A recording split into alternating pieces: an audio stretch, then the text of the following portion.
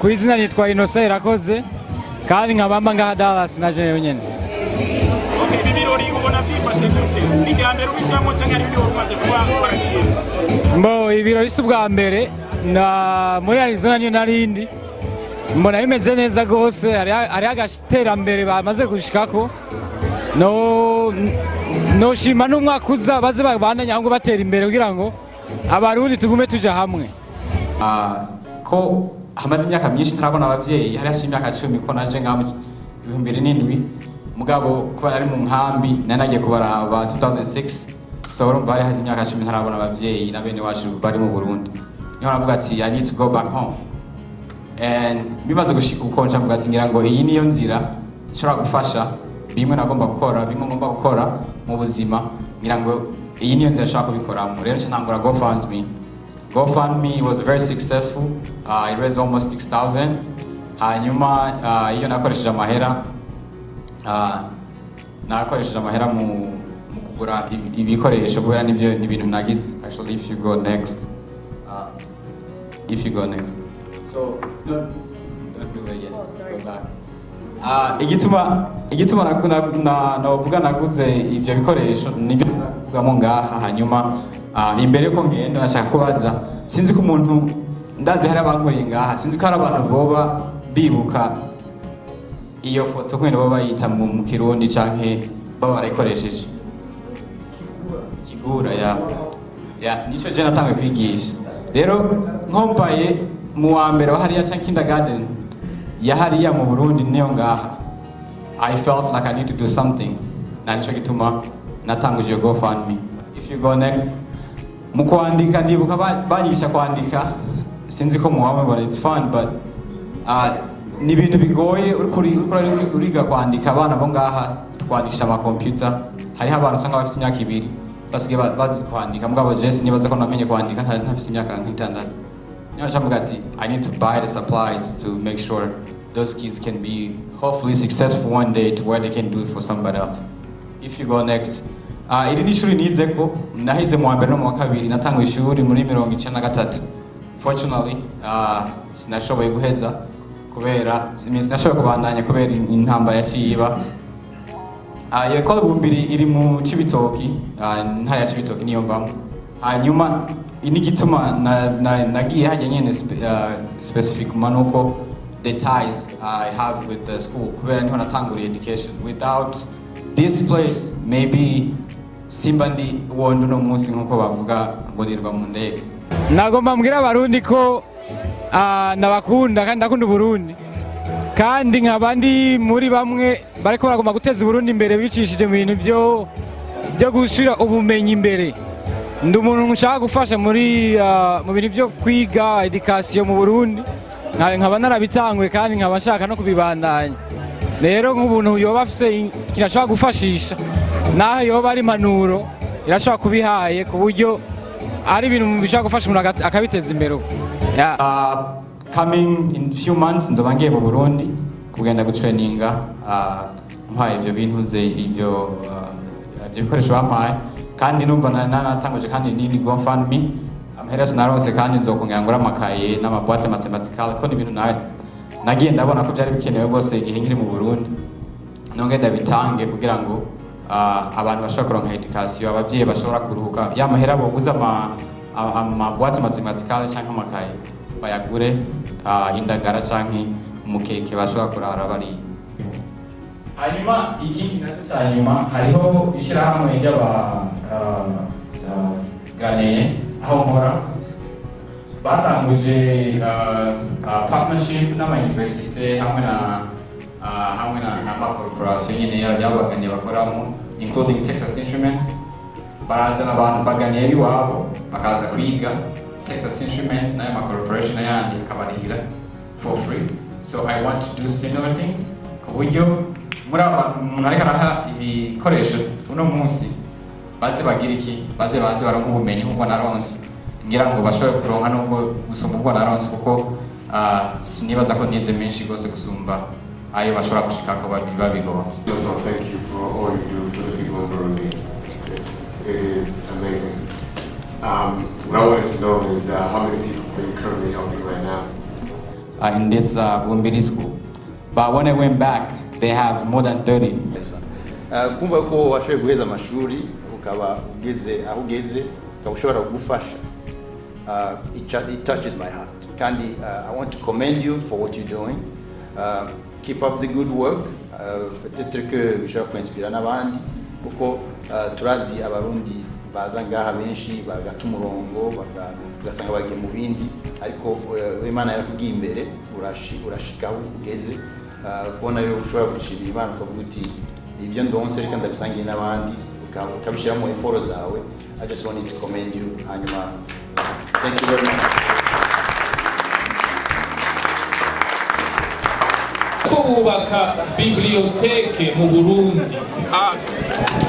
Mwejeje kuvuga hariya kubwira abantu n'ibihe bintu mubabwiye ko twumva abantu banezerewe cyane. Icyari kibanezerewe cyane nuko bumvise ati tugomba dukore library mu Burundi, ariko ku by'ukuri turiko twabikora twegenyene. Hariho organisation ibijejwe yitwa Welcome Back to Africa iri muri London, and then kuri twewe turi tuvugane na Reunion 257. We are working together to collect the books here in the state. Once we have all the books, they're sent to Burundi in Gitega.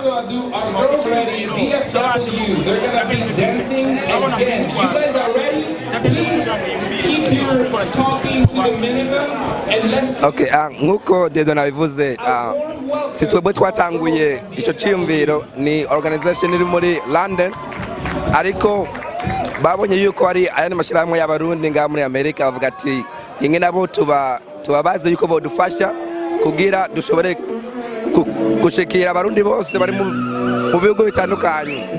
So simenya yuko nshobora kwishura cyo kibazo ukuntu ivyiyumviro byaje, ariko kubera twebwe mico yacu ari gushobora kuzana hamwe ugwaruka no gushobora kuraba ukuntu boshobora gukurira hamwe. Twabonye ko byaba byiza yuko dushobora kubafasha bakubaka iyo library mu Burundi. Nk'umwigeme w'umurundi izo ngufu zo kubikora zakujemo gute ko abarundi abigeme b'abarundi kenshi bakunda gutinya gukora ibikorwa? Ndashobora gukoresha icyongereza. Okay, to be honest, right now I haven't really done much. I just recently, so I went up there to represent as a person to represent Reunion 257. So I just went there to help them, just as presented. I'm very new to the committee. I just recently joined the committee, but I haven't been able to do much regarding helping the Burundian community. But with what I do at school and stuff, I do what I do because there's a place that I know that I need to be, and I know that place to get there. I need to work very hard in order for me to get there. So I do whatever I need to do because I know that I don't want to be living the kind of life that we grew up in the camp, and in the camp we had a totally different life. Or like even here, the kind of life that my parents have, I know that's not the life that I want. I want to be able to have a different life. So, and I know that the road to get there is very long. So that gives me the passion so I can do all these things. So Tuvugane started in 2015 on August 5th, and how we started is very interesting because there was already a lot of established organizations, Burundian organizations, all of the states, and Louisville was like the hub. You had a lot of basic leaders who were in the Burundian community, and at one point we're just kids in middle school, it just went away. We're like, what's going on? So many of us, took it on ourselves to really push ourselves to try to be successful as possible. But many of our friends, many of our peers were left behind. Some of them were locked up, and some of them are still caught up in different things. So some of our friends just came out together. We just sat in dinner, just chilling. So we're like, let's start something. Let's try to inspire our peers. There's no mentors or anything like that. Let's try to push each other, so we can be successful. So that's how Tuvugane started. We stand to really promote solidarity within the youth, but our long-term goal is to unify the parents. But the big vision is our country, Burundi. Even though some of us never even been to Burundi, but that's the big vision that we're trying to accomplish. It's a youth and community-led organization.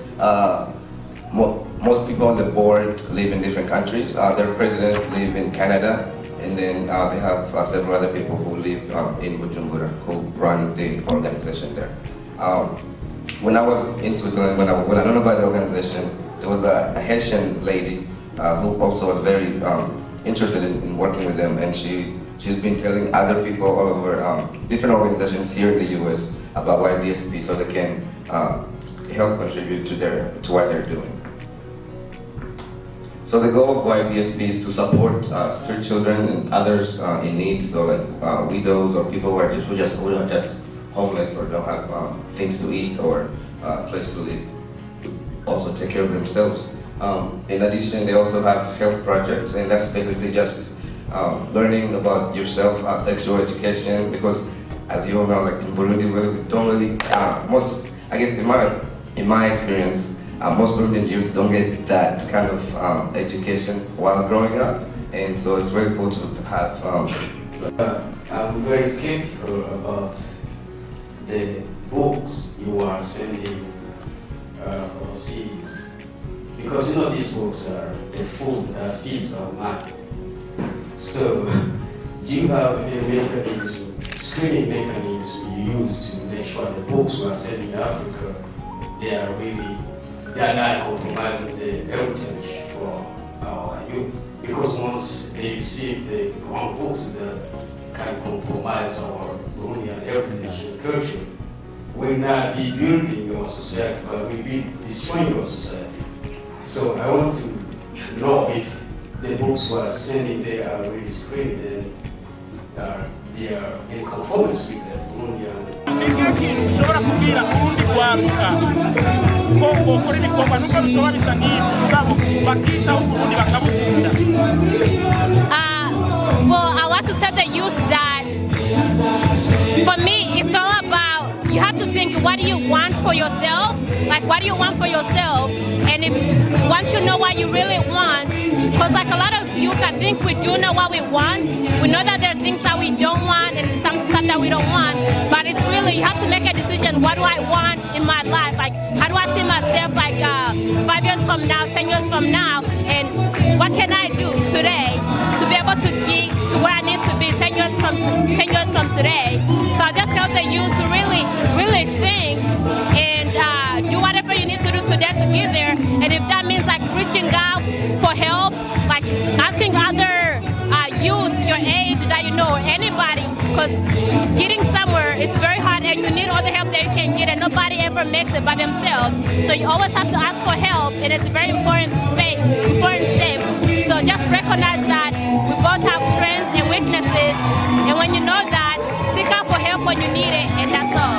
Reka sawa volunteer kamfata nsabye mutama ari hariya yaje uwo mutamanya niwo winduka inyuma ndakwinginze ngaha imbere sabe umwige mumwe naze ngaha imbere mubangutse niza kwa umunota umwe wonyene n'ikimpetse umwigeme aze reka nsabe n'umutama kuze ngaha muri twese aze ngaha imbere ncyango hano. There's a point I want to prove. I want to gomba kubereka muri kano gashoka umunota umwe wonyene kaza guhindura uburyo ubona ubuzima. Okay, turafise umutama, turafise umwigeme, turafise ufise imbaraga, turafise niwe mushinga naye yavuze avuga ngo n'umututsi yadimensioninze. Dufise ubwoko butandukanye, dufise abantu bafise capabilities zitandukanye, ariko nagomba nsabe rero uyu afise akabara gusoma abandi bose avemo aje ngaha imbere. Amufata nsabu numwe umusore ngo hano ndakugore. Okay, nagomba ndabasabe mugire umuzingi mufatane mu mugongo, umuzingi umwe ya mwese hamwe. Reka nsabe rero wowe ufise imbaraga ugerageze kwinjira ngaha indani. Mwebwe mu resisting mugerageze mufatane, uraba ahantu hari umunyantege nabo uraba ahantu ushobora kumenera aho mushobora kwinjira. Gerageza namuja kwa Ami Burundi, gerageze ubwo mwewe ukuntu muza kubigenza kandi abasabe ndababwire ubonye agiye ahantu aza kwinjira muze mufatana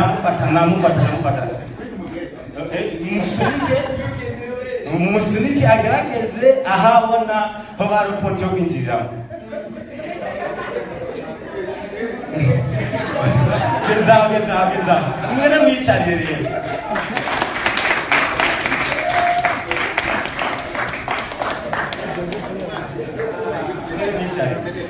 Mwese mwabibonye? Nuvuga point ashatse guprovinga niye. Yo mushinga naye yabeshinze ikintu cyitwa cy'abahutu cy'abatutsi cy'amacakubiri cy'amoko ibintu bitandukanye.